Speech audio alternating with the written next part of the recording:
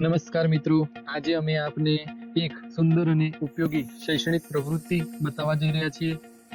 ધોરણ 7ના દ્વિતીય સત્રમાં આપત્તિ અને વ્યવસ્થાપન એકમ આવે છે, જે અંતર્ગત આજે શાળામાં એક પ્રવૃત્તિનું આયોજન કરવામાં આવ્યું હતું. આ પ્રવૃત્તિમાં વિદ્યાર્થીઓએ શિક્ષકના માર્ગદર્શન હેઠળ રોડ પર જોવા મળતા વિવિધ ટ્રાફિક સાઇનબોર્ડ, પુઠ્ઠા, કલર, સ્ટીક, જૂની બોલપેન અને સરળ સામગ્રીની મદદથી જાતે બનાવ્યા છે. વિદ્યાર્થીઓએ રસ્તા પરની સલામતી, ચિહ્નોનો અર્થ અને આપત્તિ સમયે શું કરવું જોઈએ તે બાબતે પ્રાયોગિક રીતે શીખ્યું. આ પ્રવૃત્તિ દરમિયાન વિદ્યાર્થીઓમાં સર્જનાત્મકતા, ટીમવર્ક, શીખવાની ઉત્સુકતા જોવા મળી.